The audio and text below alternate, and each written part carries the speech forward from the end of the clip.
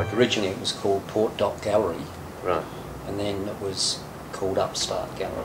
Mm. Because Penny White was running it as Upstart Gallery for a number of years. Oh, okay. It was in sort of more or less studios out the back. Yeah. We've still got the studios and that there. So how long has that place, whatever you want to call it, 20 years been it's been an going. art gallery? 20 years, really? Exactly as it is. Yeah. Yeah, it's quite amazing, really.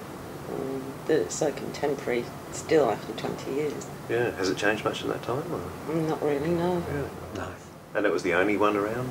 No, then? they had the Black Diamond Gallery, which was in the old police station building. Yeah. But that's such a small space, and it's inhibited by those pillars and columns and things. And This would have been the only private one, I guess. yeah. Yeah. Yeah, he had it set up. He had a little shop on the left-hand side that's all sort of just covered up now with white screens, but the shop used to sell, I think, glass artists' works, and he may have had smaller works in that shop part. And the bigger gallery was obviously part of bigger Probably works. pretty bold for the times, I guess. Big paintings and that. Yeah, I don't know. I think he had an idea what he wanted, you know, in terms of a serious gallery down the port that could have maybe matched or rivaled something in Adelaide. But that's what it's a purpose built, wasn't it? Yeah, I mean, it was a warehouse and he turned it into an art gallery. So Yeah, and I think when Penny ran it, it was quite well respected. She used to have some interesting work. Yeah. When did you first have work? Were you there, Danny? I don't actually remember. I don't actually know if I have. Thinking back. Oh, your first time. It's a fantastic Yeah, it space. might I be mean, the first. so how'd you come to organise to use that space for the festival? Well, basically through Trevor. yeah, I rang him up and said, "What are you doing with the space? There's a port festival coming up. You haven't had it open for a few years because he's gone off now and got a job with some other company, so he doesn't really spend much time down here. He lives in the hills. Oh, really? I think there's a couple of guys leasing the space, a bit of studio space at the back, so that possibly helps pay for rates, electricity and stuff. Yep.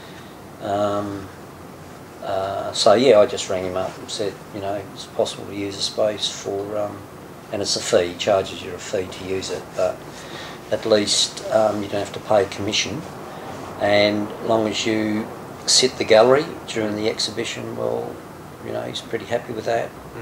And he knows us anyway, so, you know, he gave it to us for a fee for that time. For the week? For the festival, Basically. yeah, for a week. Yeah, we took it for a week and then extended it. Yeah.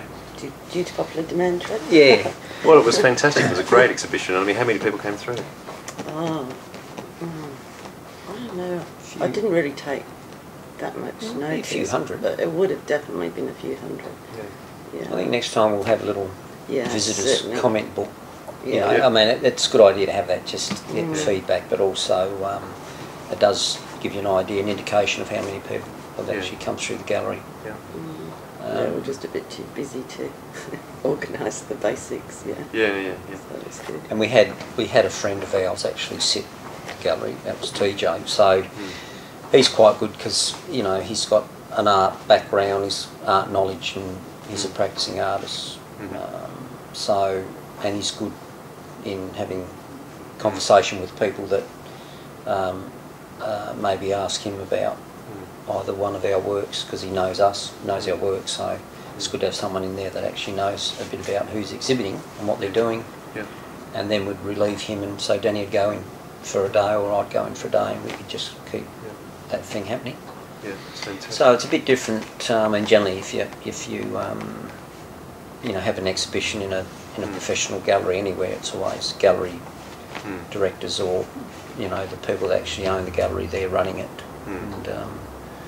And whether they've got the time, I mean, they generally, if they're investing in the artist and you're paying them 40%, so, you know, that's the difference, and I guess they do make time in promoting or selling your work, but as us just leasing or renting that space for that, for the festival, well, we could talk about our own work, so. And I guess the Port Festival's going to bring in the people, so you've got that opportunity to be in charge of your own destiny. I think, you know, because of the council invests so much, you know, they invest amount of time and amount of money, and also we had the opportunity to do the illumination piece which we did on the wall, and that was done in the evening. So we used the old courthouse building to do, you know, well, what we contracted to do was to take images and make it into a like a slideshow on the wall, projection images.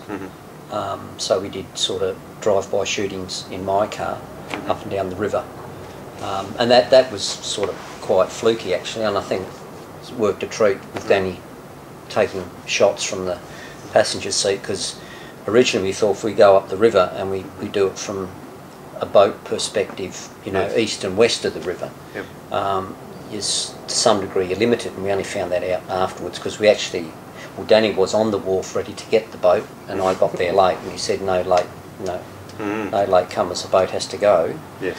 So we missed that, and then Danny said, well, why don't we just drive, you know, up and down the river and just photograph industry from the other side of the road, which people don't see, you know, like, and it's true, you go, there's a couple of roads just back, which are service roads and just where trucks and tankers and, as I say, people that just go to maintenance workers or just people working in the industry. So yeah, that opened up a whole new, you know, a whole new area of industrial chic. And I mean, it worked well, because I mean they're the works Danny used in the exhibition. So, and that's much better, because you know you know, I mean Danny knows that. I mean, she explored that whole thing. And these are the works on the wall you're talking about, or the ones that were done as slides? Both, yeah. Both. Fantastic. What was it about the combination of time and place that made the Port Festival work? Well, I'd say there's people had more time up their sleeves it was early October.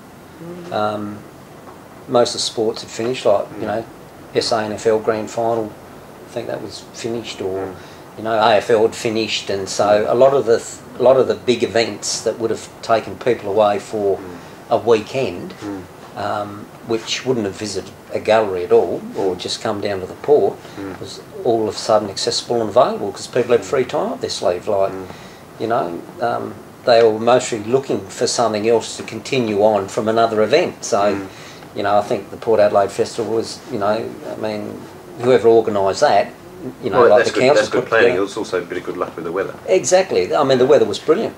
Yeah.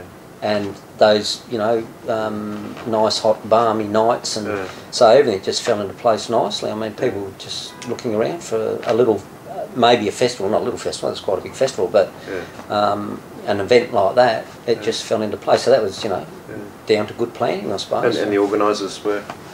Well, everybody was happy. I mean, everybody said, you know, great numbers.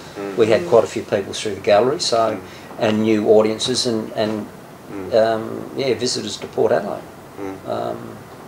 So all round it was a win-win-win. Congratulations to you both, and thank you very much for your time.